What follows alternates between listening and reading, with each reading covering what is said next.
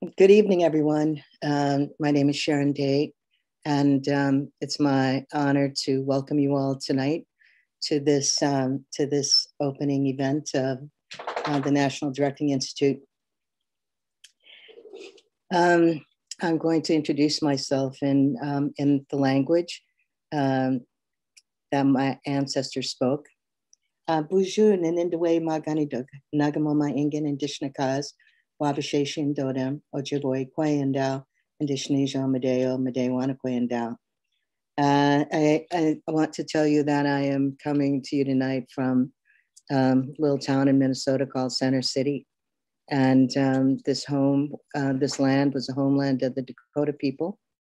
And my ancestors came here around 1800s, a little bit after that. And we have been here ever since. It is my honor tonight to be facilitating this panel with my colleagues, Margot Kane, Moses Good, and Carolyn Dunn. And we're going to talk a little bit about Indigenous art, theater, and practices. And but before we do that, I just want to say this institute has been occurring since 2012, and some of us were at that beginning. And I think here's a good time to just show a little video from the 2019 Institute, I believe, which was the last time that we were live and in person in the same room. So if we could bring up that video now, that would be great.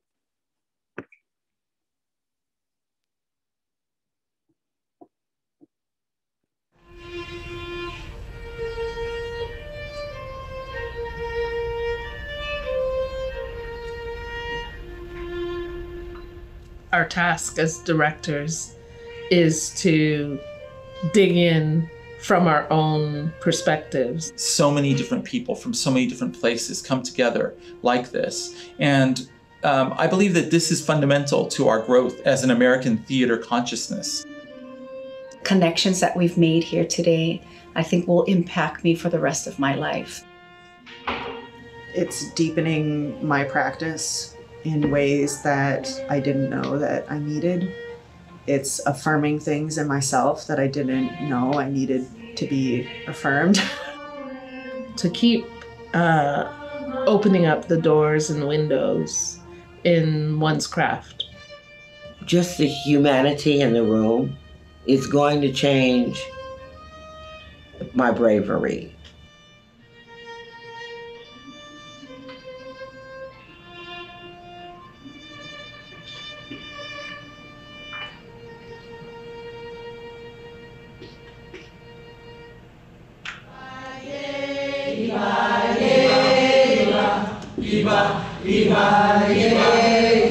There was a moment where I looked around the circle and I felt like I loved every single person in this circle and was learning from every single person in this circle. And that, coupled with the fact that we are also different and we're from different cultures, different theater practices, different parts of the world, felt very, very, very special to me.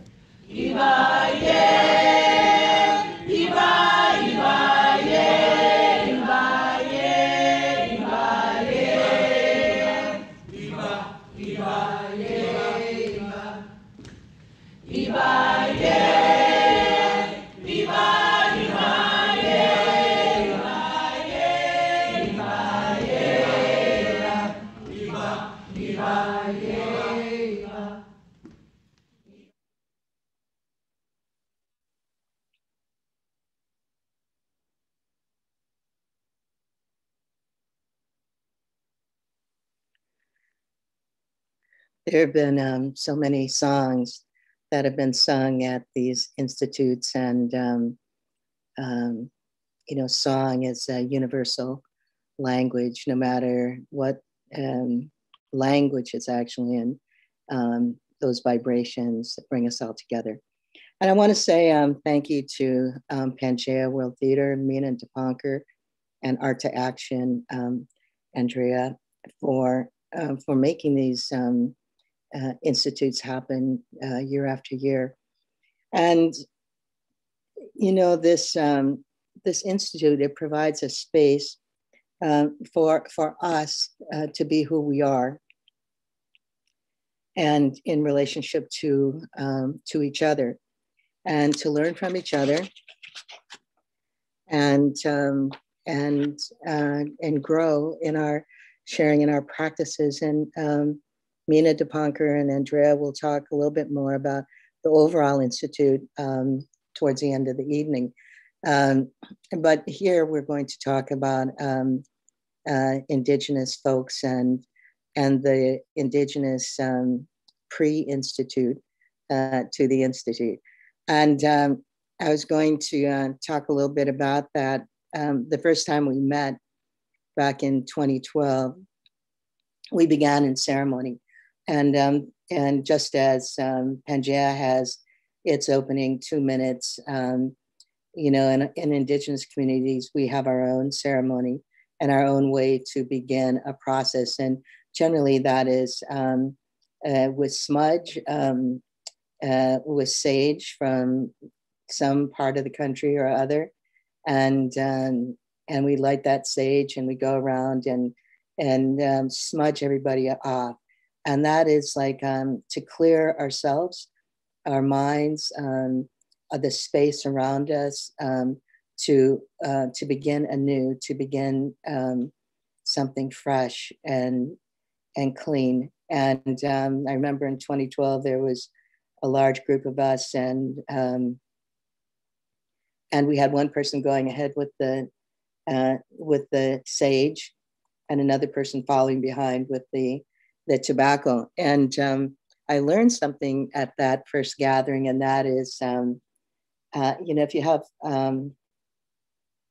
45 Native actors and directors in a room, and you stop with the sage in front of each of them, you're going to have a really long opening, because of course everybody has to get up, and not just sort of take it on, but get up and turn around, and like it's really beautiful to watch, but very time consuming. And so after that, at the gatherings, we'd say, just go around the room. And but that's how we begin, with ceremony and singing, and the offering of songs to open up that space. So I believe at every institute we've had time for Indigenous people to gather. And this is the only national arts group that I know of that makes a space for that to happen. Indigenous people, we have to sort of, claw our way into, into institutions. But at this National Directing Institute, there's been a space that's been opened for us, and a sacred space for us to be in. And so, at that first gathering, we had Indigenous people from across the country, Spider Woman Theater, Muriel Miguel and Gloria Miguel, and the next generation, Safe Harbor Theater with the daughters and the granddaughter of Muriel. And we had people from the West, the Hawaiians. We had Moses, and we had Vicky and other people as well, and our relatives from the North in Canada, Margot, and others, and to the South, our relatives from the South, Dora and Alejandro and others. And so, together, we are, beautiful peoples, and we are the storytellers, and we are the holders, the keepers of the stories, of the legacy that we have been privy to, that have been passed on to us, and that we in turn we'll pass on to the next generation. And with that, looking forward to this evening's conversation with Moses and Carolyn and Margot. And now I think let's bring our panelists on and allow them to introduce each other. And let me see if I can see who is first here. So first we're gonna ask Margot to say some words of introduction. Thank you so much, Sharon. Anse, Margot Kane, Cree Soto, originally from Alberta, where I am right now, though the picture, the background behind me belies that point. I'm presently in Treaty 6 territory, central Alberta. My people's Cree, Soto, and Métis peoples, Métis settlements up this way. But my background is where I live now, which is on the unceded territories of the Squamish, Musqueam, and Tsleil-Waututh peoples, the Coast Salish peoples in Vancouver, BC. And so I'm just grateful to be in this wonderful conversation with my colleagues. It's we've all been on long journeys, so I'm just really grateful to be invited by Mina Debonker and Andrea. So great to see everyone. Hi. Yeah, next we'll have Moses. Okay, aloha mai kako, everyone. Moses Goods. He, him, his pronouns. I identify as Kanaka Maoli, which is Native Hawaiian, but I also identify as Black and queer and many other things because my whole person consists of many things. I'm joining you today from the island of Oahu, specifically in my front yard on Keone Street. And Keone Street is named after Keone Akau, a Native Hawaiian man who settled in this area and helped many families find their home. And his descendants still frequent this area, in particular, Auntie Sue. So Auntie Sue is a direct descendant of Keone Akau, and she is taken to spoiling me, not only with goodies like breadfruit and kalo and things, but she also spoils me with stories and the history of this street and the richness of it. And I just eat all of that up. And little does she know that one day, I don't know how I'm going to do it, I'm going to take those stories and put it into some form of storytelling to honor her and her legacy, because it's just a beautiful thing that I came into when I moved here 3 years ago that she's taken to me. So I just like to bring her name up when we're talking about where we are. Yeah, so that's me, and I'm looking forward to jumping into this conversation with all of you wonderful, distinguished women who I know so well and just love to be around. And mahalo for joining us, those who are listening. And so we have a new project born right here live. Yeah. Okay, and next, Carolyn.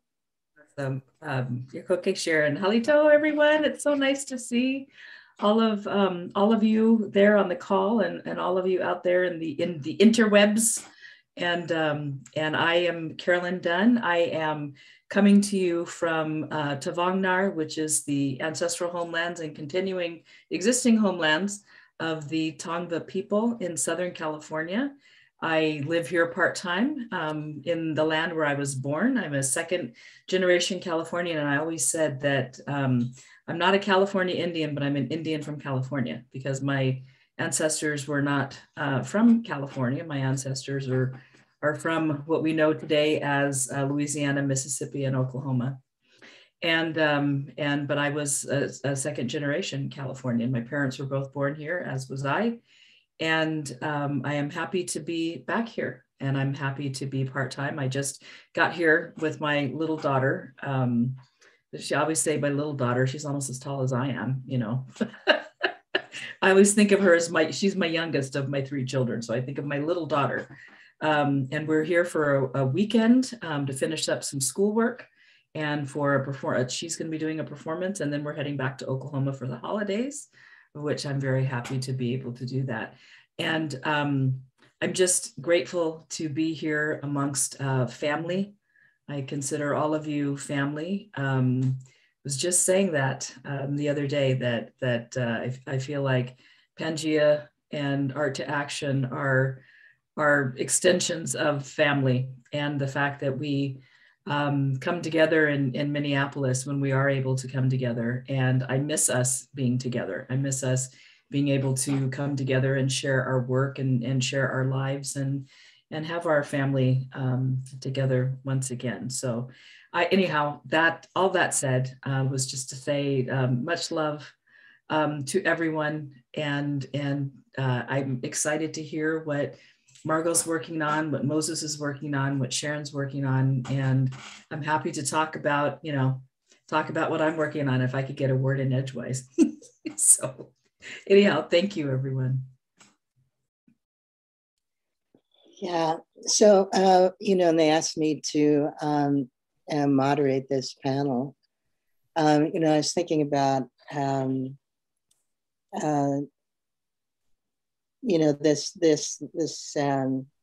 this last year, I think, has been, very difficult for not only Indigenous people, but most people in the world. Our work has changed. COVID has affected performances, and yet we've continued to do our work and continue to be creative, continue to tell those stories, continue to give birth to theater. And I know you all are involved in many different aspects of theater, and most of us have to do everything, right? When they talk about Ikitluan Theater, I'm the producer, the writer, the driver, the person that gets the food, all of those things, and have even been known to run the lights a time or two. So, but I know that all of you are also involved in many different aspects, and I'm friends with Carolyn and Moses on Facebook, so I get to see what you're doing. And I don't know, Margot, somehow we're not friends on Facebook, but I hear about what you're doing from Mina and Dipankar, because they go up and visit with you and see you. But I thought it would be really nice to talk about some of what's new, what's happening, they always say that, well, they don't always say this, but there's an architect I know up in Canada, he's Korean Ojibwe, and he said, out of the dance with chaos comes creativity. And so, we've had all these things happening in our community, COVID. Here we've had, not only COVID, but the George Floyd uprising, and on top of that, a number of our relatives are unsheltered.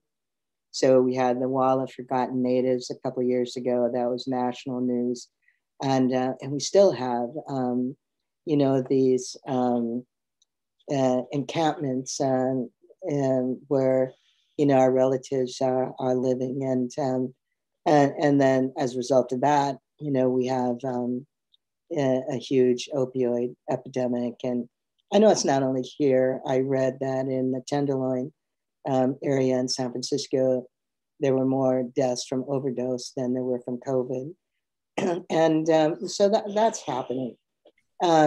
So yet and still, we continue to do our work. We continue to shine a light on some of these things, to tell the stories, and to be creative, because that's who we are and that's what we do. So, Carolyn, would you? We're going to have you start this conversation about what's happening with you. What's going on, girl? Yikes! Oh my gosh, what's not going on? Oh, I don't know. I don't know if I should say that. What's not going on?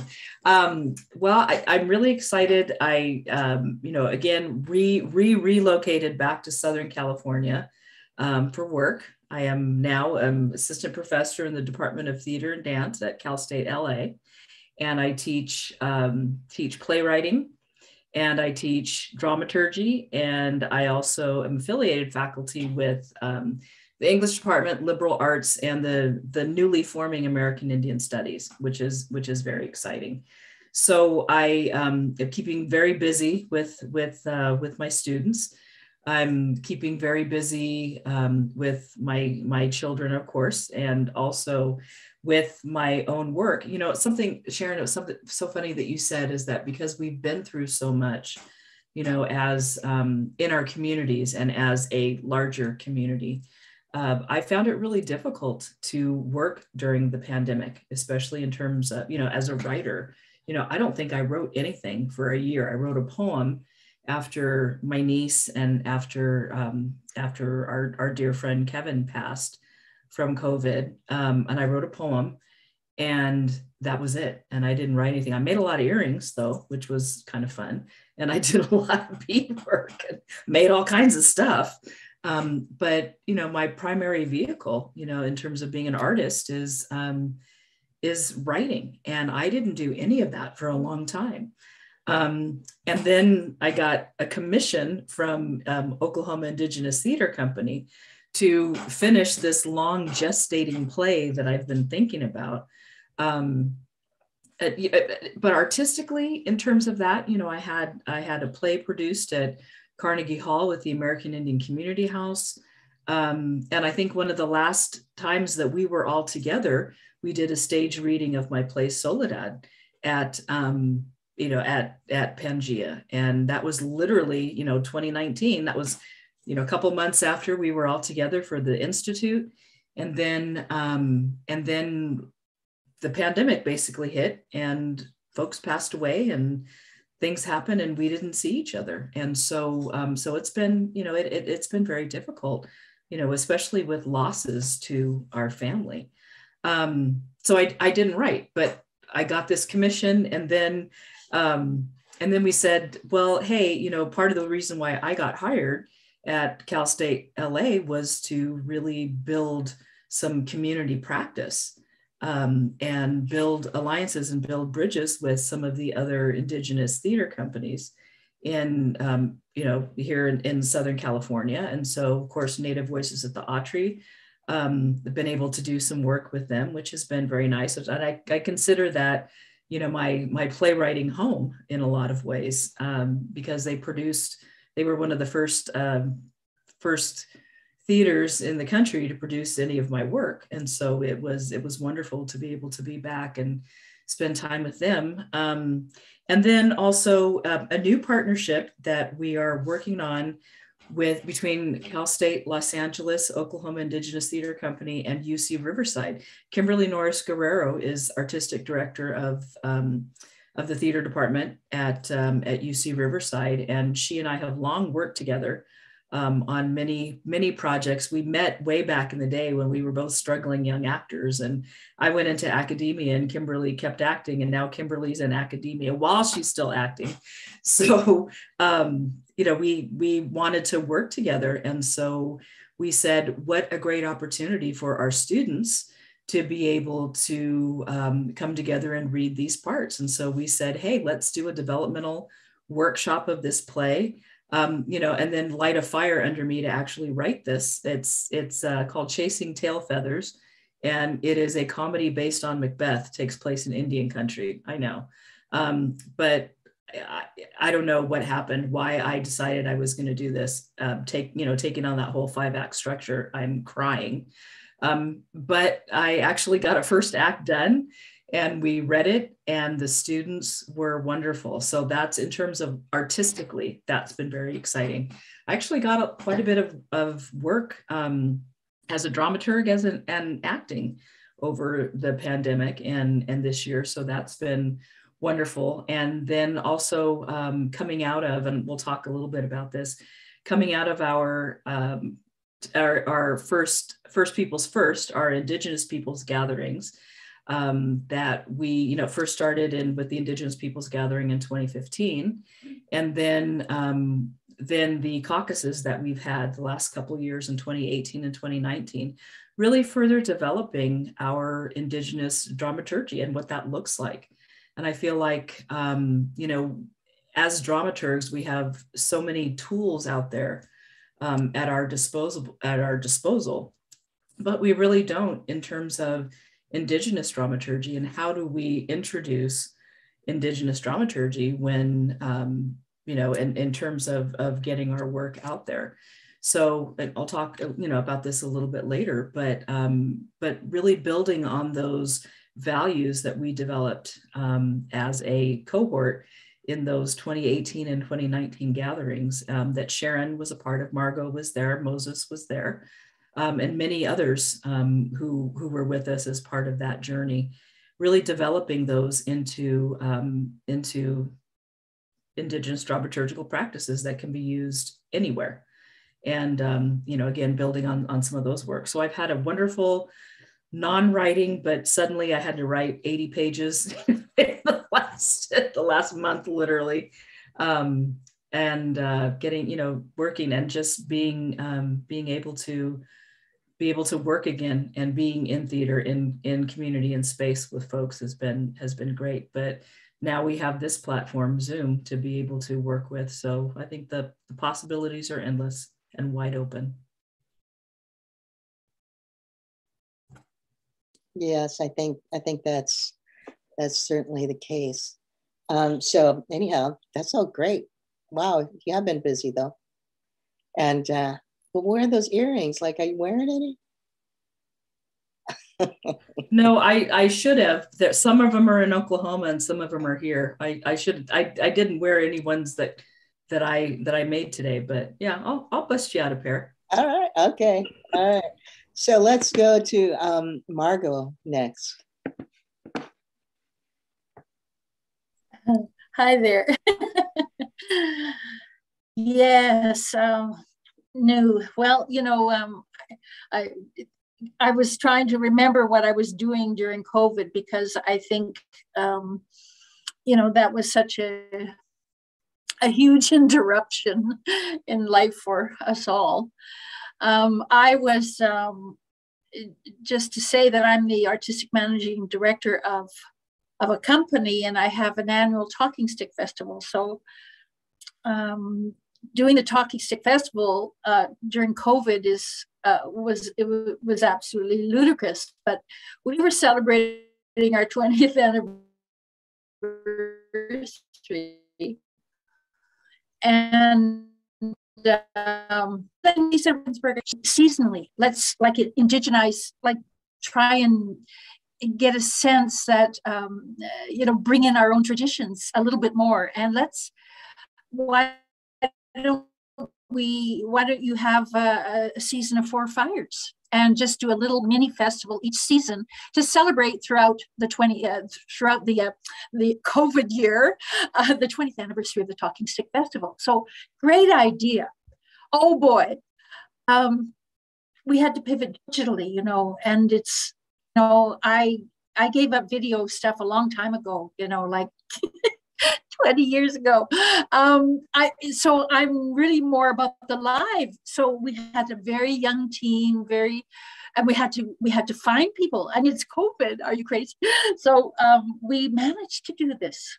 And it was also, I think, important for me because I'm trying to find a shift for myself so that I can go back into the rehearsal studio and finish some creation projects that are sitting on the back burners all these years while I'm trying to keep the Talking Stick Festival going, keep Full Circle First Nations going, all of those things that take up all this management time, you know, and your management brain and your creativity comes in, but it's not in service of just one piece of art that you're making, right? So I felt like, despite the challenges that COVID brought, it also gave me time to say, I can do this differently. I can think differently. I need some space. I need to stop and think through. We all need to reassess. So we're like lemmings running towards the cliff, you know, running over the cliff. Like we're just, you know, society has gotten really out of hand, I think. And it's a good wake-up call, or for us to, anyway, for me, I took it as a sign that it was a blessing in disguise. That I could stop and rethink. Now, did I stop working so hard? No. I got a few issues there about working all the time. But working towards just getting the festival completing the circle. 20 years of the Talking Stick Festival. I've been working for a few years now with some very fine colleagues, Indigenous, non-Indigenous, racialized people. We've been thinking about my succession plan for the company and for the activities that I've invested in. And I've invested in them in the community, partly because I'm an elder sister. I have my responsibilities. I don't want to go there by myself. I want my family with me. I want my performing arts family. I want us to be, on the stages of these countries. I want this. This is my mission. So I've been working with, trying to create this situation for us all to benefit. So I wanted to finish the Talking Stick, and I wanted to find a transition to what I call turn the ship around and head in another direction, which really will serve my artistic needs, but also serve the community in a different way. And everything that I've developed with Talking Stick and Full Circle, I was trying to find a way for me to transition.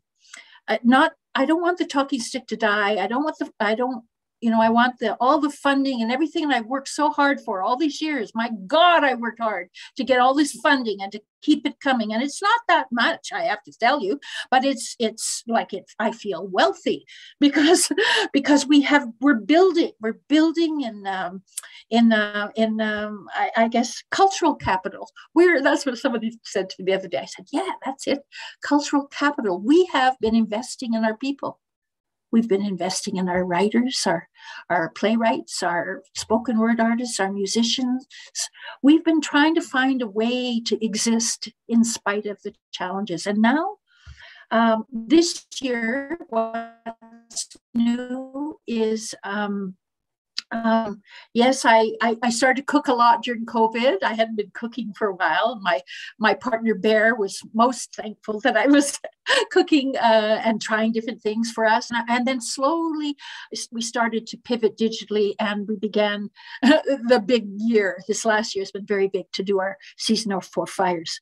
In that time as well, the Push International Theatre Festival had a series of issues.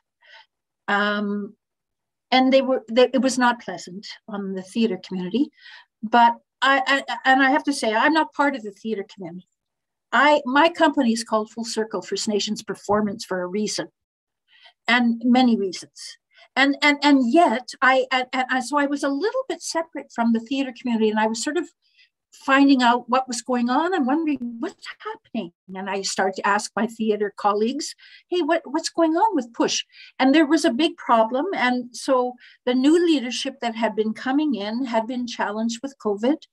They had to let people go, and they happened to let go the racialized women, associate producer, other people. The community went crazy. I said, okay, I'm not part of this community, but you're in my territory. And I am concerned what is happening, because I had started a relationship with them. We were looking to really make better relations with the Indigenous artistic and territorial communities. And then all of a sudden exploded. So what I've taken on, crazy girl, more work, is we're developing we've developed a partnership with the Push International Theatre Festival, and to serve more than just an elite presenting network. It's really about the people again, the theater community, the racialized community, the Indigenous community. We're attempting to make some changes. So I'm part of this next festival they're having in January, February, end of January, beginning of February. And I'm called the Director of Indigenous Initiatives, my Lord, trying to find a title. But what we are is we have a collaborative leadership model right now, where we're trying to understand how we can make changes so that there's an engagement with communities that have not been, that have not have been treated fairly, not been included for any number of reasons. But we're trying to change the way that we're going to be moving forward to create a place for the performing arts, the theater, however you call it, that there's a place for the Indigenous voices and performers. We've run the Talking Stick Festival for 20 years, and we struggled with without much help from the outside, from the theater community anyway. Not many people, took them a long time for us to even gain an audience, never mind a theater audience, non-Indigenous theater audience. Some of it is cultural, of course, but now we have an opportunity to really, I don't really want to use the word embed. I don't like that word exactly, but to really center Indigenous cultural understanding in whatever we're doing going forward, because we've been ignored. We've been, we need to have a voice, and we need to claim the territory. And I think we're in a really good position now. The whole world is exploding with the Me Too movement, the Idle No More movement, the Black Lives Matter, all children, with the yeah. So what I'm saying. We're at a very crucial time, and I feel this may be one of my last big kind of like, okay, I want to set the stage for us to have a voice in what happens in the performing arts, that in our territory, in our territory, our contemporary Indigenous territory, in our traditional three-host First Nations territory. We have to start thinking about how we're going to go forward together, and some of that is protocols of engagement, conversations. So what I'm doing, my new thing I'm doing with the Push is I've offered my services and the services of my team, my music team. They're going to do Talking Stick at Club Push. So they're going to bring their expertise. We've been training them for several years, giving them opportunities, to get more experience. And they're going to actually curate this big event at the fun event at the festival. And I myself, I'm working with a little team, and I'm helping develop the industry series conversations, which there will be at least one big ceremony to open, and then at least probably 2 to 3 conversations centering Indigenous sovereignty around storytelling and self-determination, and what this all looks like. Protocols of engagement, of appropriate right relationship. So we're just in the process of developing that. It's a bit of a challenge, but I'm looking forward to that. That's and then after that, I'll have cleaned up my studio and our new offices by that time, hung all the pictures, and I'll be in the rehearsal studio. So this is my last few months of working for others primarily, and then I'm going to give myself some creative artistic time.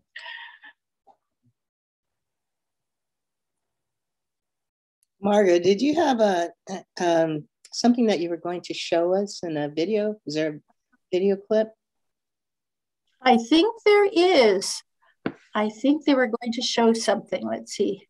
I'm assuming, someone will hit the button. There they go.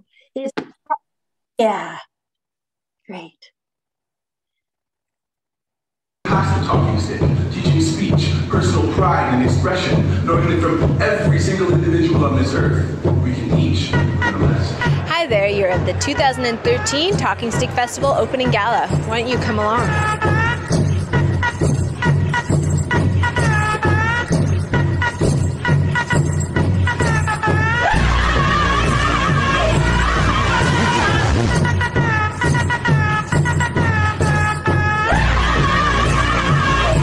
It's really heartwarming to see a lot of these young Native people that are so artistic in the dance and the storytelling.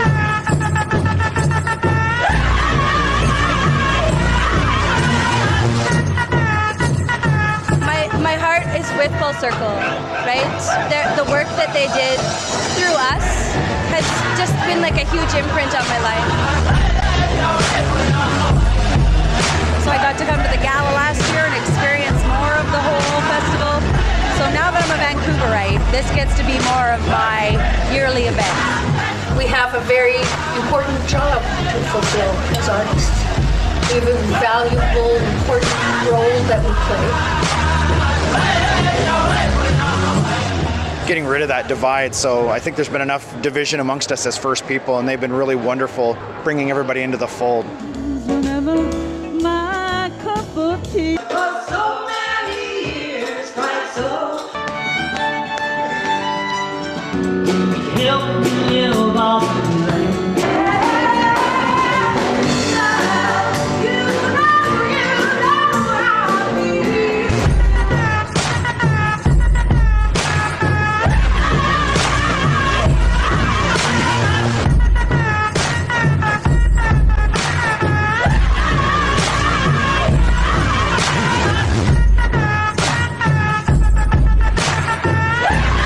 Able to get it across to people of all different cultural, ethnic backgrounds, and it's like breaking the ice, and they're all so talented that I look forward to coming out to this festival all the time.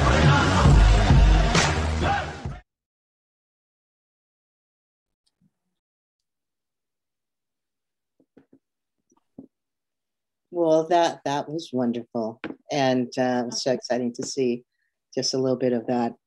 So Moses, so you're part of this whole new group of being on the big screen and on television, and so really looking forward to hearing what you have to say. What's going on with you?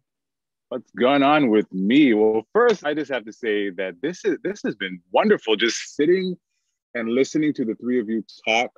Which is always wonderful, but it takes me back to when we were actually together, and I'm so glad we're doing this, even though it's virtually, because it's not the same, but it's giving me the medicine that I didn't know I needed. Just talking with the three of you and being in your presence, and if there's ever any doubt that why these things need to continue, just know that this is us being together changes lives, right? I shared space with all of you, and we and Pangea and at the Directors Institute is sort of where we've all been coming together for the past few years. But just listening to Margot and watching that video, I'm reminded of I think it was like 2011. I think it was a long time ago when I went to the Talking Stick for the first time, and that for me was my first exposure to that type of thing.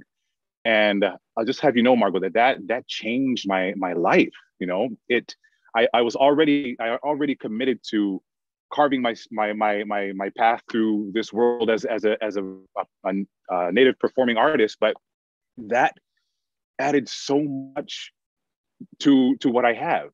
And it just spending time with you. We broke bread. We were able to have meals together, and just to listen to you talk about how the journey that you got to get there. And you were tired then, and I know you're tired now, but you were even tired then. And you were talking back then. It's like I have to pass the torch so that I can do my thing. 10 years later, you're still doing your thing, and you're still trying to pass that torch. But I just want to thank you for doing what you've been doing, because really it is changing lives. It's changed mine, and it's added so much. And that's why I do what I do. Just spending time with people like the three of you. It really. I'm not just saying that. I'm a different person. Oh, wow. Good stuff. I wish I had wrote down some notes, but I'm just sort of going to shoot from the hip here, and I'll hopefully sound as wonderful and as smart and brilliant as the three of you. A little bit more about myself. I am a theater artist based here in Hawaii, and I like to tell people that although I am a playwright now, I did not set out to be a playwright. I'm trained as an actor. I went to the University of Hawaii, and I wanted to have a career in theater, a career in acting. And as soon as school was done, I jumped out into the world, and I realized that the stories that I want to tell aren't really being told in the way that they needed to be. And so, if I'm going to spend the rest of my life doing this, I got to, change the landscape, right? I got to change things around and get those stories out there. So it was really out of necessity that I became a writer. And even now, years later, it's hard to call myself a writer, but I guess, after 13 plays and a bunch of smaller pieces, I can say that I'm a writer, even though it's still weird. But, Carolyn, you were saying that during the pandemic, writing was just it just was not coming. I guess the need to get those stories out there was still there. I kept coming up with all of these great ideas. When it came down to actually hammering out some words, I could rarely do it. I got some things done, some big things done, but it was such a struggle. And so it's kind of, I guess, comforting to know that I wasn't the only one going through that it was a difficult thing. I too made things. This picnic table that I'm sitting at, I made it, and I made all these other things. So I did a lot of things with my hands. Because I couldn't really get those words out there, but they're coming, and there are a bunch of projects that I'm going to share with you guys now, and before we get into our conversation. But yeah, I just wanted to start off by sharing those things. So yeah, I guess there are 3 projects I sort of want to share. I guess I'm gonna share 2 of them, and then maybe the third one will probably lead into be a part of the conversation that we have all together. So the first project, over the pandemic, I was able to go back with the Honolulu Theater for Youth, which is sort of one of my theater homes. And lucky that happened, because prior to that, I was an independent theater artist. And with the pandemic, all of my gigs dried up, and all of my touring and traveling was gone. So it was just coincidence that right before the pandemic started, I agreed to go back to Honolulu Theater for Youth, who had commissioned me to write a play.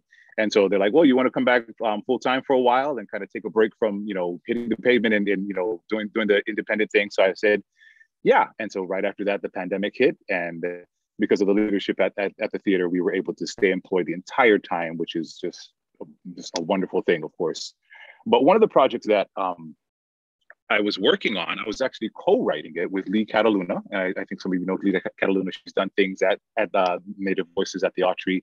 She's sort of she is our playwright here, our premier playwright that we all look up to, and she's just incredible. And I get to co-write a piece with her that we were doing really well on, and we had almost finished it, and then the pandemic hit.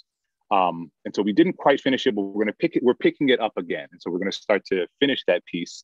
And the piece is it came from my brain, but it's weird because it's a musical, and I don't write musicals. But for some reason, this piece came to me as a musical, and a musical for TYA audiences, or younger audiences. So the clip I'm gonna play for you is a song that I wrote, and I'm also performing in it.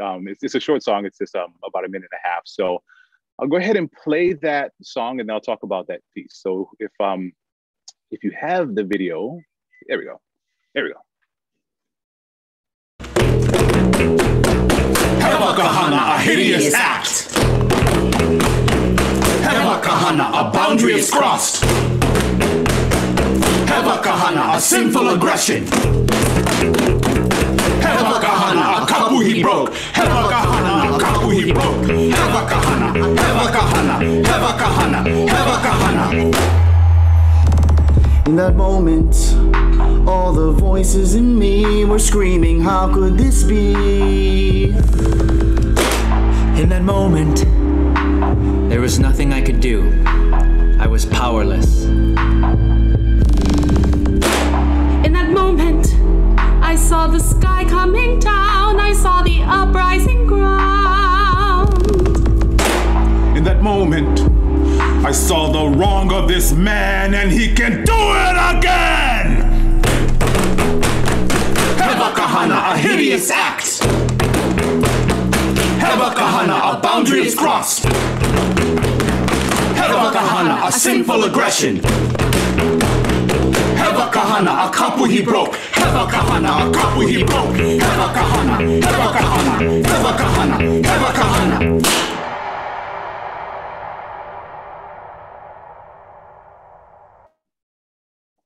Hey, so that is Hewa Kahana, which Hewa is like, like you said, like a hideous act, a horrible thing that can be done. So that's what Hewa means. Just real quick about that piece. So when we couldn't do it, there was a group at Queen Liliuokalani Children's Center, which is a center that helps Native children, that was all set to come see the piece. And they're like, well, can you, we can't watch it, but is there anything we can watch? So we actually put together sort of a virtual reading of the play, the unfinished play. And we did that for them. So that's where that recording is from. So we were able to get at least a recording of us doing the play and singing the songs. Real quick about that piece. Kekula Keiki Ali'i, which is the royal school, is the school that our ali'i, our chiefs, went to. So Queen Liliuokalani, Queen Kalakaua, Kamehameha 1 and Kamehameha 4 and Kamehameha 5. So many of our great chiefs who were the kings and queens of our land, when they were children, they were all forced to go to a school, a boarding school. And this school they were basically ripped away from the way that they were taught, right? And ali'i would have been taught by kahu, or an ali'i would have been taught in traditional ways that is not in a classroom setting. They were forced to go to this school. And not only that, they were forced to learn Western ways and adhere to Western things. So Hewa Kahana, what happened before that scene was that Alexander Liholiho, who became Kamehameha IV, the teacher hit him.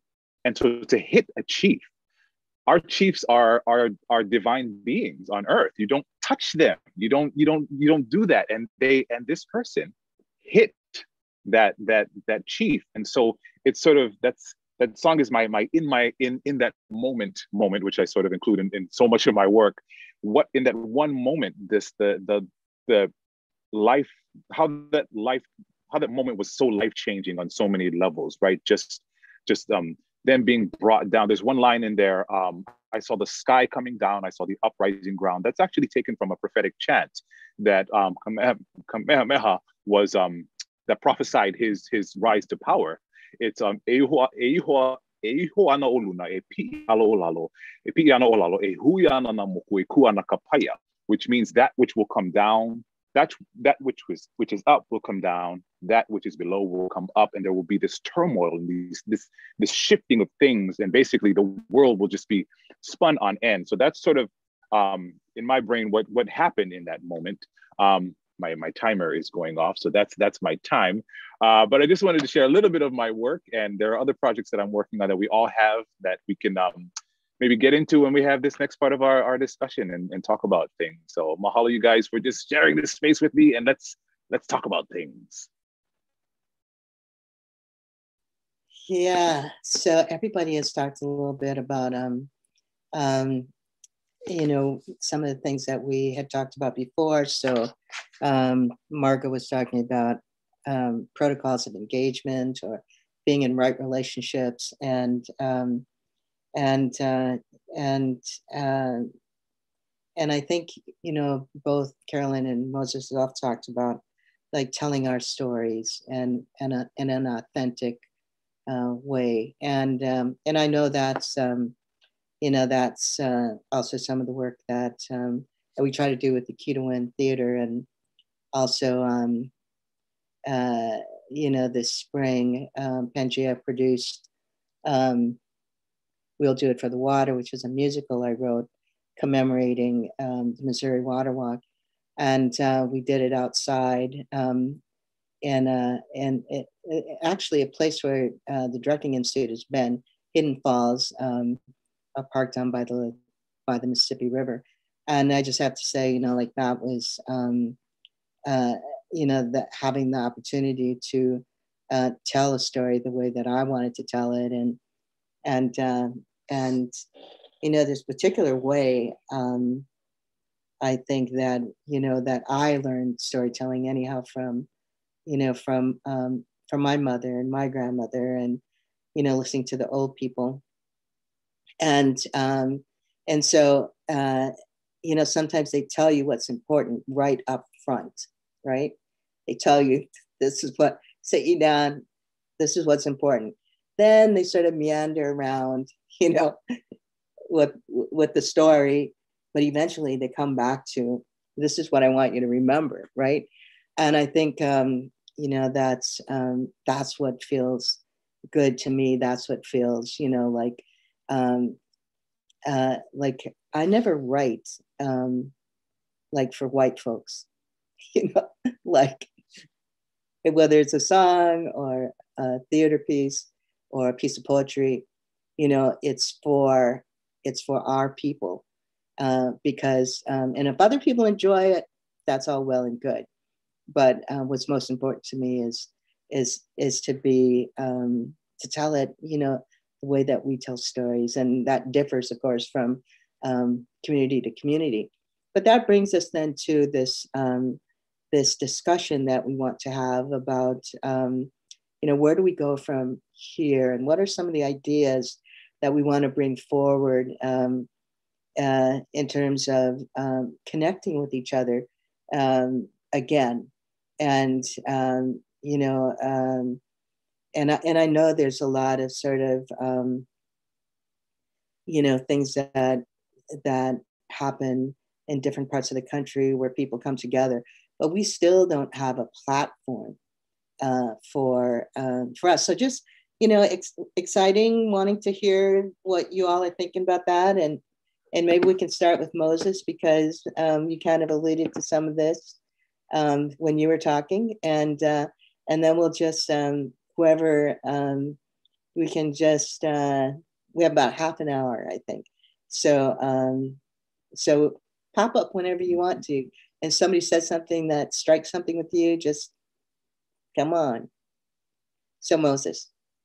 Ready? Yeah, I'll jump in, and it's more okay. One of the projects that I'm working on is called Ilala Mauliola. And Ilala Mauliola means it basically means healing. There's a much more in-depth translation to what that is, and it came from in the middle of the pandemic was when the theater that I'm at, we decided that we're going to start touring not only to the neighbor islands, which we always do, but also to the continent. See, we call it the continent, not the mainland, because for us, it's not our mainland. We call it the continent. But anyway, touring to the continent was on the table. And I'm like, we're all, okay, that's exciting. But one thing that has happened over the pandemic, and I'm sure this is, has happened all over the place, was that when we opened up the floodgates for tourists to come back, the tourists that came here, they trashed the place, right? It's a different breed of travelers that didn't know how to travel, didn't care how to travel, and basically didn't care for our aina, our land, our culture, and it was disgusting, really. And here we are thinking about touring a piece elsewhere, and I'm thinking, if I'm going to travel somewhere, first of all, what business do I have doing that right now, and why am I going there?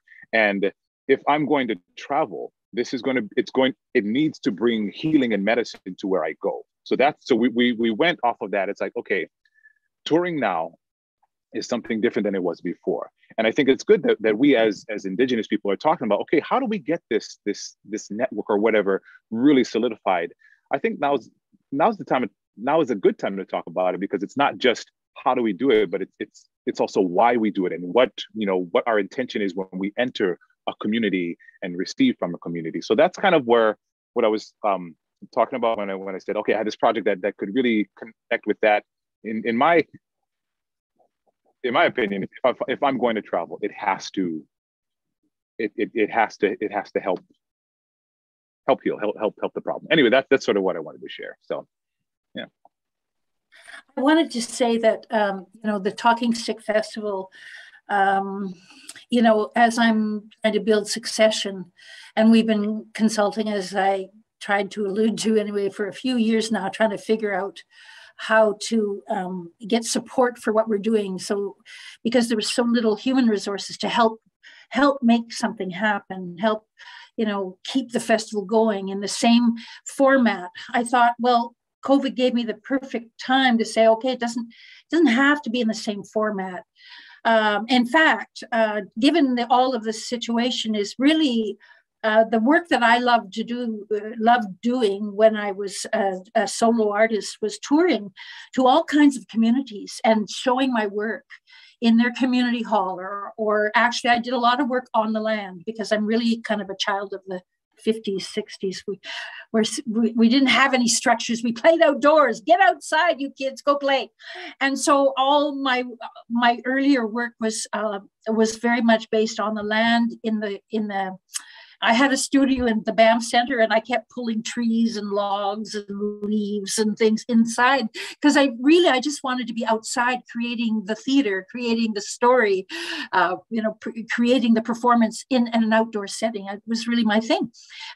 So I said, one of the things about the Talking Stick is we have to rethink it, because yes, people love it, and it served its purpose in so many ways.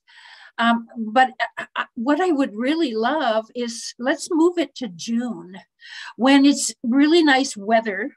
It's summer. It's National Indigenous History Month in Canada.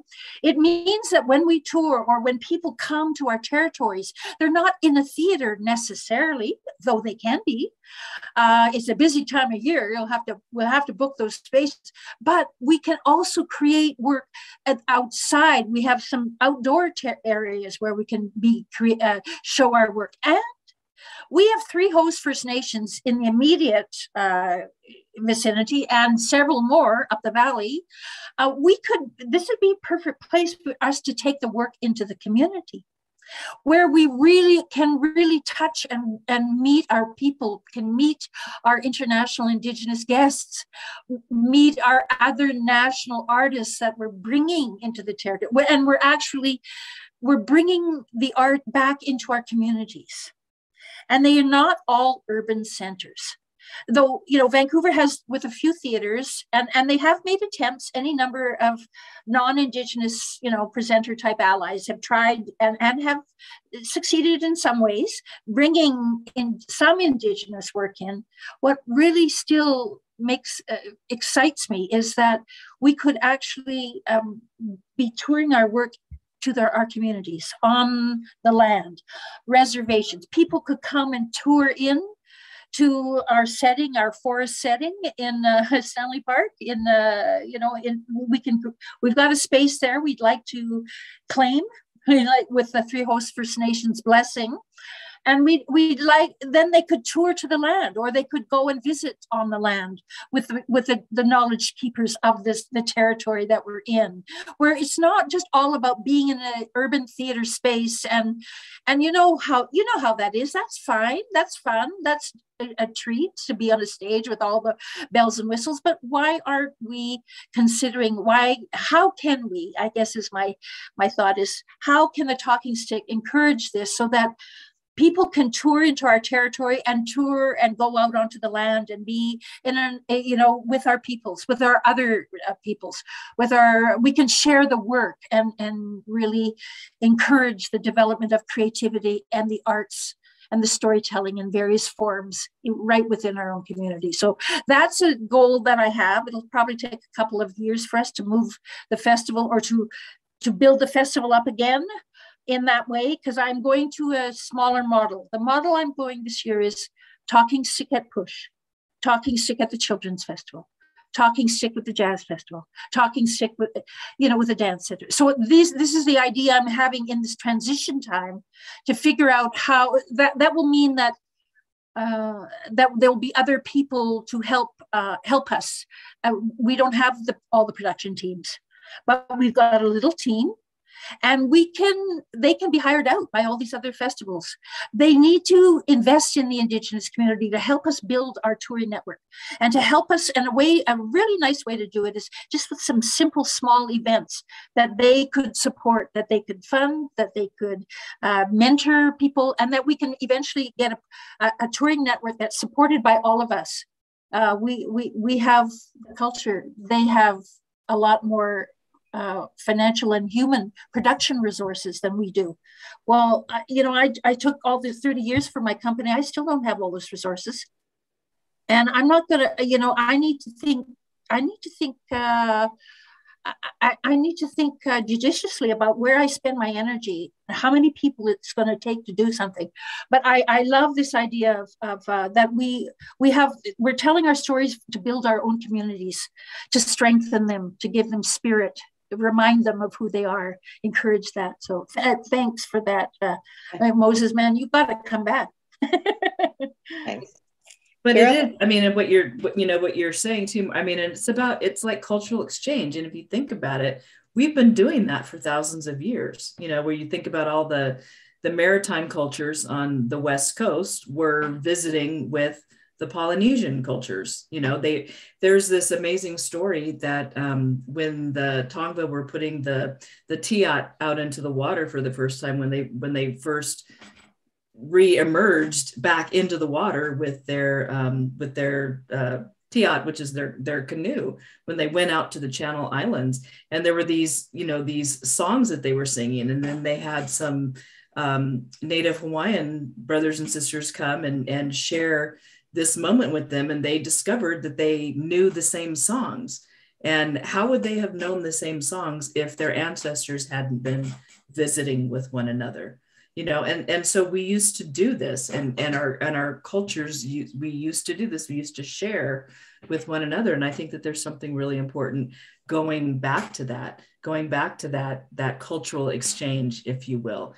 And I love also the idea, because that's something that we try to do with the Oklahoma Indigenous Theater Company, and I forgot to mention also the Anishinaabe Theater Exchange that that I do some work with way up in the Sioux, Sharon, way up in Sault Ste. Marie and Sugar Island, and the work that they're doing. And it's not a theater company, it's a theater exchange. It's an exchange of stories. It's an exchange of ideas. And the fact that there is so much that we do, we have Indigenous performative traditions, right? So I just, you know, put on my academic hat and said performative traditions, you know, that's what we do.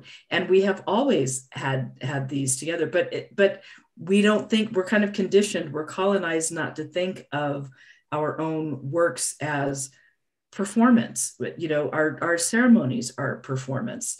There's ritual, there's myth, there's song, there's so much tied into what we do, what Sharon does with the water ceremony, that it is a performance in a lot of ways, where you see a lot of performance elements in that, and ritualized elements in there. And the fact that so many of us are ceremonial people, where there's been language revitalization, there's been ceremonial revitalization. People have brought ceremonies back from extinction, and these ceremonies are coming back to us as people. And so I think that's also so important.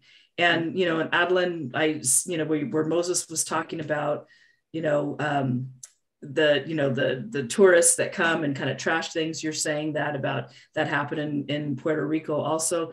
And then Moses was talking about the residential schools in Hawaii. And we're all sitting here going, yeah, we know that.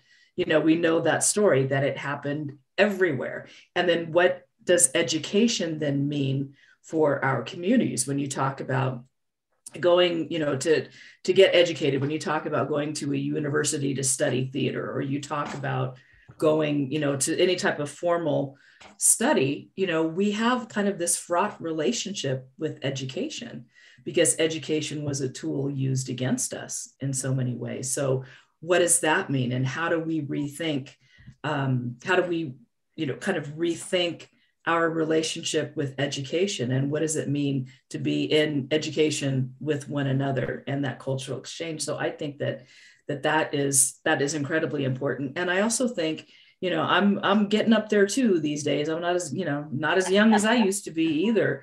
And I see so many, like our younger generations kind of coming up, and I love it when folks talk about, oh, I'm going to get in there and indigenize academia. And I'm like, well, what do you think I've been doing for 30 years? You know, I'm just sitting around doing Shakespeare, you know. I mean, so I feel like we need to really put that, put out that work, especially so our younger folks see us in being in community with one another, being in partnership with one another, because that is so incredibly important. Because now we see, again, so much of this friction, and I think the pandemic has made it worse. And, you know, what better way for us to come together to heal one another and to be able to heal our communities? You know, when I think about Oklahoma, you know, when I think about Indians in Oklahoma, like going to the theater doesn't come to mind. right? And it's like, well, how do we bring performance and what we're doing to the communities themselves? And what ways can we engage with the communities in order to bring. So like, for example, I have worked with the Chickasaw Nation Arts Academy in Oklahoma. And it's so funny because they have a musical theater track and then they have a traditional theater track.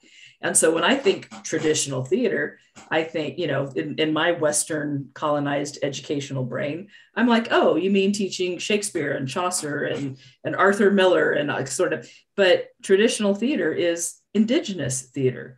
And I love that. And I love the idea that I can go in to this place being invited by our relatives, the Chickasaw Nation, to come in and say, okay, we want you to teach traditional theater. That's ceremonial performativity. That's you know, how storytelling, and that's and it's dance, and it's what we do, you know, as people to represent our relationship to the land, to the creator, to the community. And I love that idea that traditional theater means indigenous theater. And I'm like, yeah, so I'm going to start calling myself an indigenous, a traditional theater practitioner, you know, I'll say that's what I do.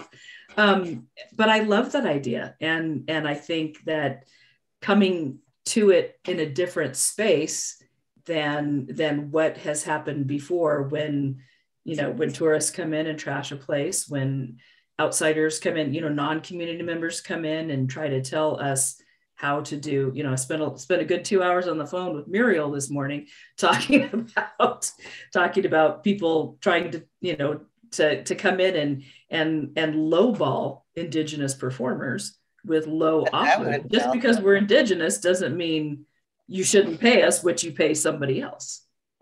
No, yeah. So. Only 2 hours with Muriel? Is that? I know, I got out easy. You know, but that brings in this whole issue of, I think, of as we talk about a national network, and you know, really brings in sort of this idea about youth, right? And everyone's talking about, you know, Margot and Carolyn talking about, you know, thinking about, you know, who's coming behind you, and you know, so we have the Quitoan Youth Theater, who are youth, and they're thinking about who's coming behind them, you know, and they're so young, 16, 17, 18, you know, and so you know, before COVID, they were working with tribes in Montana and Michigan. They were supposed to go to Michigan and Shakopee, Mdewakanton community. I called them up and they said, we thought we were going to do a show out there. And they said, oh, no, we don't want, you can do a show, but we want a relationship. And then COVID happened. And so, you know, what we're trying to look at with Quitoan is, you know, to create this model. We have a model. We've been doing this for 30 years. How do we, and we've probably done more in Minnesota to build Native audiences than anybody, because all our performances are on the reservations, in the schools. You know, we're going in there. And so then these younger kids coming up are thinking, oh, that's theater. I could do that. And I think the same way that Res Dogs, you know, on TV has, like, you know, made all these Native kids thinking, you know, I could do that. And so during the COVID, we were actually really busy. We put together a piece called In My Shoes, which is on YouTube, because we had to film it so it could be shown in schools this year. And that piece, you know, it's about suicide prevention, but along the, you know, line, there's a story about the young Two-Spirit girl in school, and another young woman whose mother's been missing, and then the kid who can't play basketball because they don't have shoes. You know, they don't have shoes. And so all these stories are woven together, and it's really a great piece. Peyton Counts, who is my mentee, wrote that piece, and with the help of 12 students who were in the Step Up program this summer. And then I wrote a piece with the kids called Invisible Shadows, and we're probably going to film that coming up here too. But we continued our work with the kids through Zoom. So even though, most of the Native organizations were shut down, we weren't, but we had a relationship with the youth. And so we bought iPads for all of them and connected, just as usual. And I thought, well, I wonder how this is going to work. But I forget that technology to kids is a hell of a different thing than it is for us, right? It's like where they live anyway. And so one day I was over at Kirby's house, looking over his shoulder, and he was giving instructions to the kids about, I'm going to leave you for 20 minutes now. And when you come back in 20 minutes, I want to see a poem, a painting, video, the beginning of something. And I thought, oh yeah, right, we'll see how this goes. So in 20 minutes, we all came back. And don't you know, they had paintings with poetry going down the side. They had a video. These two young men did this video of skateboarding. And I thought, And so there was this national suicide prevention video. And don't you know, like the two young men who did the video on skateboarding, it was so beautiful. And I think it's still on YouTube, but the kids, these two boys, they did this where they're skateboarding through Minneapolis. You'll see them by Minnehaha Waterfalls, by downtown, and they're telling the story. And the music behind this beautiful film was La Vie en Rose. And I'm like, what? Like, what? Anyhow, it was so beautiful, and they won first place. So, what I was so skeptical about was like, how are these kids going to do this, and what is he going to get out of this? And, some really great work. And so I have to say, First Peoples Fund has been funding our youth fellowship program for 3 years. And we're actually going to be at the Kennedy Center in February with First Peoples 25th Gala, and we're featured in the Direction of the North. And so, but our kids are making hand drums and singing, and so I wrote this down, Carolyn, what you said, ceremonial perform. What was that? Ceremonial performativity. Yes. Okay, that I'm going to. You have to. We have to credit Hene for that, Hene Gegema, because he's the one that first started talking about it, and then Cindy Alvitre and I ran with it. So, I love that. Yeah. So everybody should. I love that because that's what we do, right? Yeah. That's our roots, right? Mm-hmm. And so as we think about this network, I think we want to make sure that that we, as you are thinking about, bringing up a line behind you, already our kids are thinking about Kirby and Peyton and Bren are thinking about, like that, they have somebody interning as a stage manager now, and somebody else as an assistant director. And, it's great to see it, 18-year-old assistant director. He takes his job very seriously. So I think, like we want to make sure that we have a space for them, and and they're making all these connections with Vicky in Hawaii and New York City with Safe Harbors, and and they've been down to Tennessee with Carpetbag Theater, and so we want to make sure that whatever we figure out, we want to make sure that they're in there. But any more thoughts about like sort of what like a structure like that might?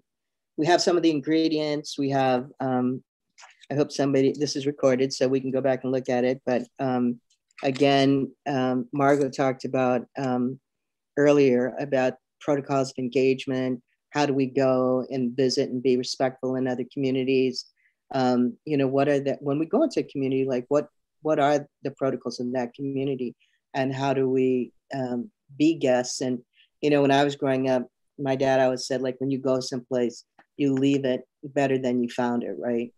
And so how do we do that and still share with each other But I do think it's time, it's time we have, it's wonderful that we've had the space, the pre-institute Indigenous gathering, but it's time that we have some, when things go out nationally, how do we know about it? When Ford sent something out, or all these foundations send things out, how do we know about it? How do we know? Because unless you're part of one of these other national theaters, you don't really have access to that. I was putting in the chat. Adeline asked about that we kind of give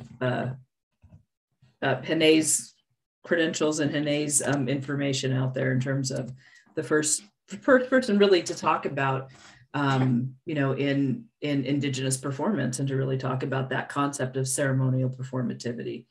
And that, because that is what we do in our communities. But Sharon, what you'd said about just, so much of, coming together in Minneapolis I think is really important. We have our networks, we all work together. We have our networks, we know each other. And I think that's important I think we have maybe a kind of a rough sketch of where we could go and where we could. I would love to host folks at Cal State LA. I would love to host folks in Oklahoma City, and make those connections with the Chickasaw Nation, because they have this Performing Arts Academy. That would be, that's amazing that they do this every, but we haven't done it in a couple of years. They did a Zoom version for the last 2 years. But to be able to, to bring folks to that, to see how the Chickasaw Nation is, their commitment to the arts. Yes, Andrea, community and network building. And I think we all represent, everybody in this room. Sharon, you were talking about Linda and Carpetbag Theater and all of the work that we all do. That everybody in this room are the people that we could go visit. We could organize, a visit to, together. Ed, organizing a visit up your way, and and so many, because I think we have the building blocks here, everybody in this space. So we can make it happen. We can figure out where to go. We could do like kind of a phase 1, a phase 2, and a phase 3.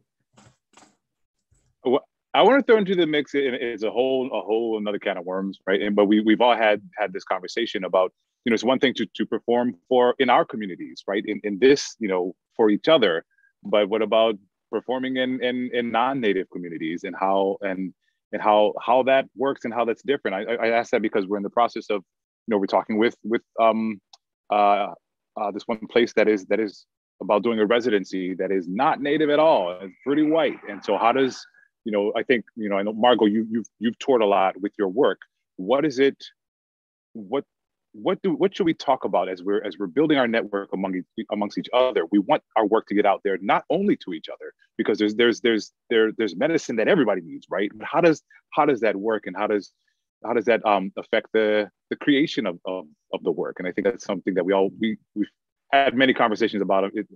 I know, but I just kind of want to open that up a little bit about who we're performing for. Well, I love what I love. I create the work for my people. I don't create work for white people.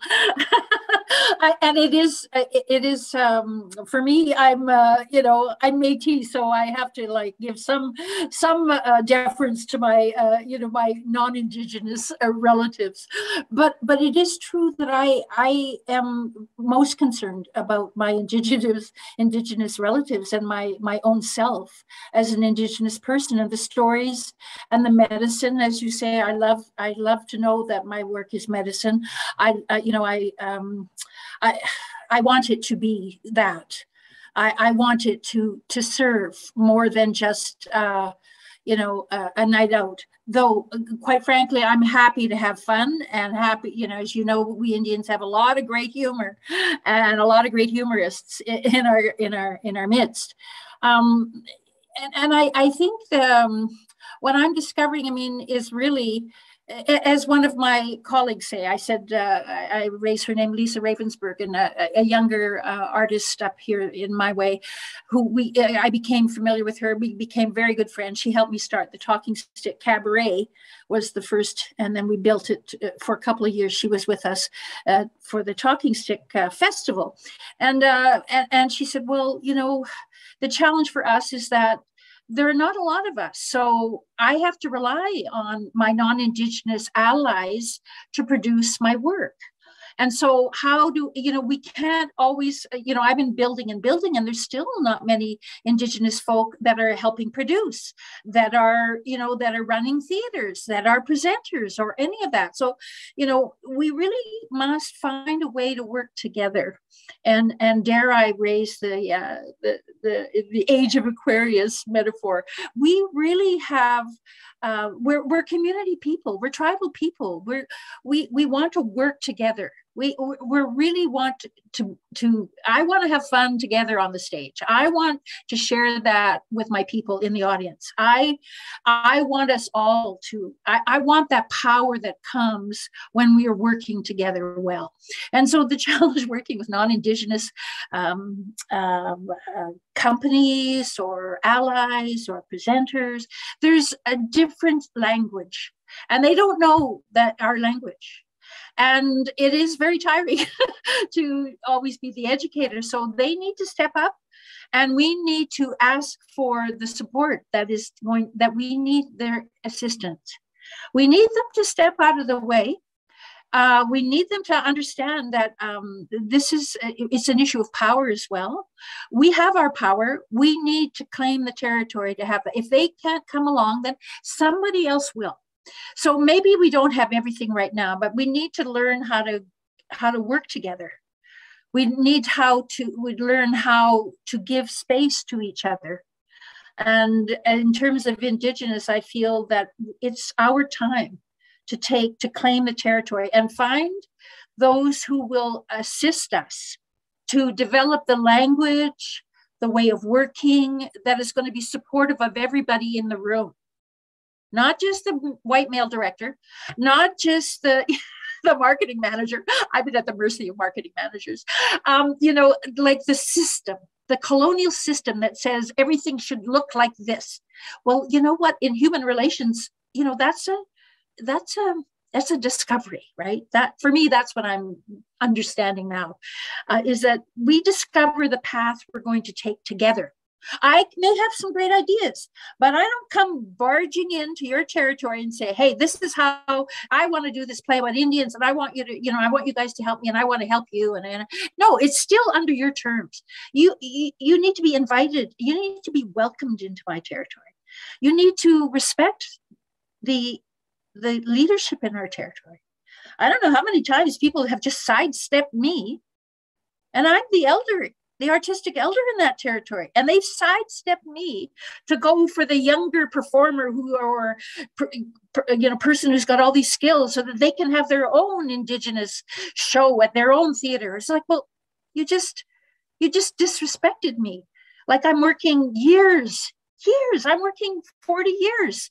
And it would have been really respectful for you to come into my territory and talk to me about your desire to work with the Indigenous community, to present work in there. It would be really great if you would have asked my advice, not my permission, that you asked my advice, because isn't that what we're supposed to do? Turn to our elders and the people who have been walking the paths before you, to ask for their best practices, their ideas about how can we work together. Those teachings need to be reinvigorated for ourselves, for our own young actors and playwrights, and people trying to get ahead and running for that brass ring. It's like, no. We have a way. We survive because we turn to our elders, because those ways and those knowledges that were shared by our elders kept us alive. And now we're into this beautiful time of being able to share these incredible stories of resilience and healing and magic, you know. But we need to reinvigorate our traditional practices, which are, this is how we ensure that those dreamers and those story makers and storytellers are going to inspire many more of us, not just me, not just, you know, the small theater company over here. No, that we need to, not just the Indigenous community, we have a place in humanity that's very, not only sacred, but it is very unique. And so I guess some of what we're talking about is how can we achieve that, our goals and our dreams for our people? They're going to come together with the support of many people, not just Indigenous people. And we have to find a way and to let them know this is how we need to talk together. Let's talk together. Let's find ways to work together. Let's share the power together.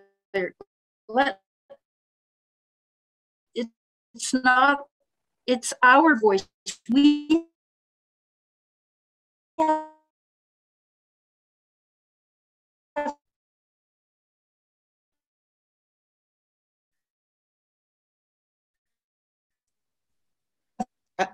lose Margot.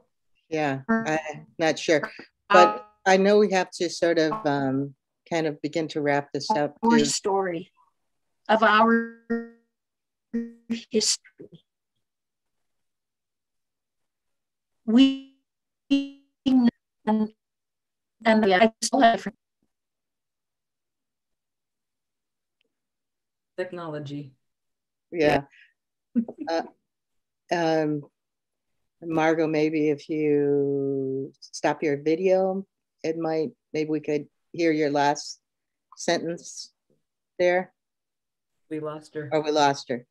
Okay, well, so anyhow, we coming to the close of this conversation, but it seems to me, Carolyn, I remember the last time we had this conversation, you had volunteered to sort of do a draft of what an outline of sort of what this network. Am I wrong?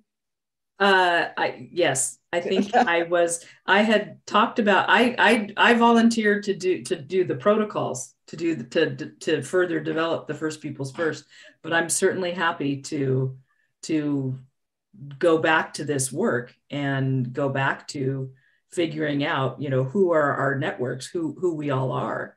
And and it seems like we were thinking about like going to one, like 1 year going to one community and the next, right? You know, who could host? I think it was all, to be perfectly honest, it was a way for us to go to Hawaii, is what I think it was. We were all thinking. I think that was when Ed was still in Hawaii, and we were thinking, how could we go hang out with Ed? How could we go hang out with Moses? That was it. And then, you know, so I think that was just our way of trying to get to Hawaii first. I think that was the first place we were going to go. But yes, I mean, like I said, I'm perfectly happy. Like, you know, now that we're starting to come out of, you know, the pandemic in this way, yeah, let's figure out our networks and figure out where we can go. All right. Okay, so I think we're ready to hand this back to Dipankar and Meena and Andrea. But first I want to say miigwech, chimigwech, thank you so much to Carolyn and Moses and Margot for, you know, giving up some time and sharing. It's great seeing you all, even if it's on a little square box on a little square screen, right? We know the world's not like that. We know it's a circle. So thank you so much. And I'm going to mute myself.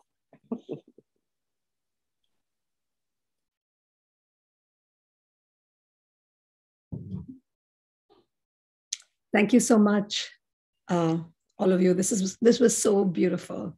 I'm still kind of in a haze because it was really gorgeous, this conversation. You just gave us so many little pointers. This was like a little masterclass. I mean, to use a kind of colonial term, but Sharon, first of all, thank you so much.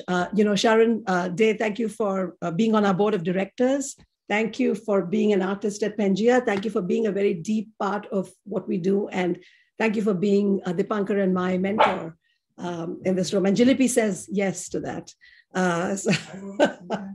But I just want, and I also really want to thank Carolyn, Moses, and Margot, who are dear, dear friends. We love you all so much. And it's just beautiful when you're all together in our space. And we're so blessed to have you as both friends and co-conspirators, and and just really and collaborators. I'm just really thank you. I feel like there just was so many things. I mean, I'm going to go away with a little bit of ceremonial performativity. We have a little bit of that in our culture too. Often our rituals are very much like that. And I think that there's just so much in common. And I feel like this is why I feel like we as POC need to collaborate with each other. We need to make sure that we, because how can we build solidarity among ourselves? For me, that is really the most important thing. And how can we also recognize that as immigrants, that our first people come first, and so and that should be like a practice. And you gave us so many practices and protocols as we went through this conversation. So I'm still kind of glowing with this, with the things that you've said. So I thank you. And I wish we didn't have this whole colonial time, the tyranny of time, and we could listen to you for a long, long time. But we thank you, and we're just going to close on this, and people will be able to listen to this after this, thanks to HowlAround. So I'm really glad about that. So Andrea, over to you.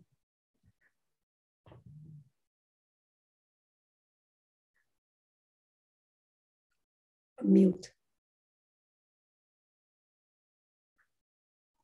Sorry, technology. Thank you so much, Mina, for that transition, and to Sharon Day for moderating, and all of the wonderful artists who were a part of this panel. It's really an honor, or plenary, I should say, really an honor to have this time with all of you. I should introduce myself. I'm Andrea Assaf, the Artistic Director of Art to Action, and I'm zooming in from Tampa, Florida, which is the ancestral land of the Seminole and Tocobaga peoples.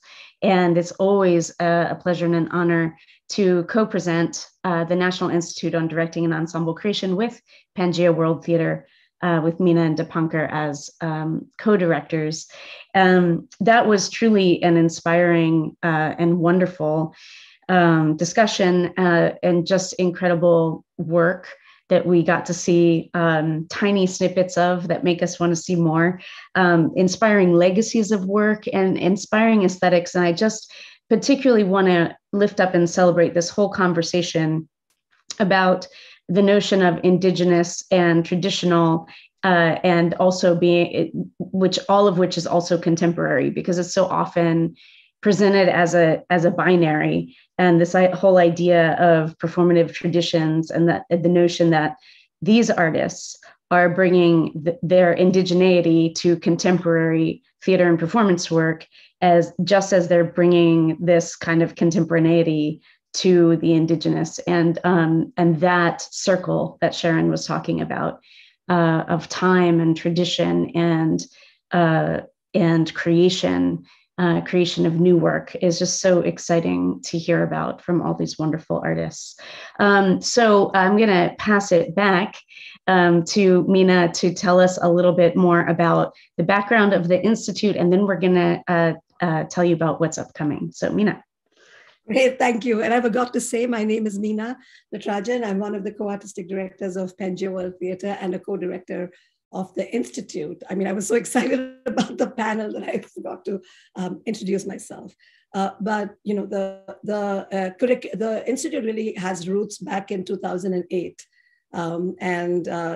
we did a whole period of field research, and and to come up with this institute. And really what this institute does, I'm going to set the context for the institute was really that we found that there were not many opportunities for directors of color and ensemble creators, as well as for women directors, and so what we did was we really wanted to create and strengthen and expand opportunities for ensemble directors, for directors of color, and because of the dearth of both professional training opportunities in the US, and also, so really one of the things that the Institute does, and also really Indigenous directors were completely underrepresented in that whole scheme of what happens with directors in the country. So one of the things that we did was bring together in almost every institute that we've done since 2012, we've done a pre-conference for Indigenous directors that is very self-directed. We actually step out of the way and offer not to be in the room, and sometimes we're not in the room. And really, if the conversation needs to be private, it's private. So I feel like, so create those kinds of practices that we want to see out in the world. And we've tried our best to do that, made a lot of mistakes probably, but really moved through those mistakes in as graceful a way as we could. And also really we're interested in how, these artists were talking about aesthetics. We weren't interested in multiple aesthetics. These artists are talking about doing work for their own communities. We wanted to see how can we create work for our communities, and if it's relevant to people outside, it's relevant to people outside. But we wanted to bring these multiple aesthetics together, create a conversation, and really make an impact, so that and to the field of theater. So this is really what the Institute is about. It examines the craft of directing, and also the function of directing in the process of creating artistic work. And I'm going to stop there because you'll learn a lot about the Institute if you attend some of our other sessions and our classes that we have going forward. Thank you. Back to you, Andrea. Thank you. I'm just going to lift up what you were saying and what this plenary highlighted so clearly is the historical inequity, certainly for all the groups that you mentioned, BIPOC artists, LGBTQ, and especially non-binary artists and women identified directors and artists. But particularly what we found when we were doing field research in the process of developing the Institute way back in 2009 to 2012 was that there is still no international network that supports Native and Indigenous and First Nations, First Peoples artists in the United States, particularly, but in North America or beyond. And in the way that there are existing networks for, say, African American theater artists and Latinx theater artists, like the Latinx Theater Commons and NALEC, et cetera, and CATA, the Asian American Consortium of Asian American Theaters and Artists, all of whom were partners on this, but the lack of that infrastructure for Native and Indigenous and First Nations artists was one of the things that we wanted to respond to and continue to have a dedication to supporting it as much as we can through the Institute programming. And so it was really exciting to hear Sharon and Carolyn, Moses, and Margot talking about this network building and where to go from here. And I hope that that is informative for the whole national field, and as we really think seriously about what it means to create an equitable future. So as Mina was saying, we've done institutes in 2012, 2015, 2017, 18, and 19, and then we went virtual 20 and 21. And those institutes have included peer exchanges, Indigenous artists and First Peoples gatherings, a Next Generation Institute, and in the last couple of iterations, a focus on mentorship. So we look forward to post-pandemic, hopefully being able to have in-person institutes again, but right now we're offering this virtual weekend, and I'm going to pass it over to Dipankar Mukherjee to tell us about what's coming up. Thanks, Andrea. Whenever I hear plans, I always wait for a date. So it felt nice when you said post-pandemic. I wish you could just name a date, for heaven's sake. We want it to end, but it will end. And we have not waited, just like the way, ironic to our panel today that these brilliant artists, these minds, the gold mines of theater, have not waited for opportunities. We are not waiting for the pandemic to end for us to center our indigenous elders and artists that whom we are going to meet tomorrow and day after. So from your mouth, as they say, from your mouth to God's ears, from your lips to God's ears, I want it to end, and it will. But till then, we continue. And I just want to say, I cannot not say how grateful we are to this, what we just heard, what we just listened to. I mean, we honor your rigor, we honor your sustained breath, we honor the rituals, we honor who you are, what you have given to the field. These are architects of our theater, of theater, in national, international theater. So Sharon, Margot, Moses, Carolyn, we honor the breath that you have shared, and so grateful. Can't thank you enough. But thank you for allowing Art to Action and Pangea to step into the same waters which you have stewarded for such a long time. We have exciting. I mean, when you get started off like this, you can only reach further heights. So we have got amazing things for us and the field planned tomorrow and day after. I would love for Jenny to share. Yes, right over here. I think tomorrow we'll have a masterclass with my friend, dear colleague, artist Theo Castellano, and who's going to share his artistic and healing practices. Theo refused to use the word masterclasses because he says he's a master of nothing. He's a humble student of everything. So tomorrow we'll have Theo Castellano and doing a masterclass, which he wants to rephrase. Then after that, we have my dear friend whom I deeply respect, a powerhouse of rigor, deep spirituality, and ancestral honoring, Ebony Noel Golden on Sunday, whose primary work is to how do we devise or devising workshop with writing and embodiment. That's how Ebony phrases their work, and that will happen. These are the two masterclasses that we are sharing. Then on Sunday, we will also see Asian American directors and devisers. And we have Sumi Kim, Denise Uehara, Marlena Gonzalez. These are artists in the field who have really shaped socio-political, cultural thinking and aesthetic. And we'll have a brilliant discussion with these amazing artists who have been creating work throughout the pandemic before, and they will continue creating after and in the future. So these are the three discussions and masterclasses that we're going to have. And Institute participants, please be ready to participate and show up in the town hall. Then we would like to thank our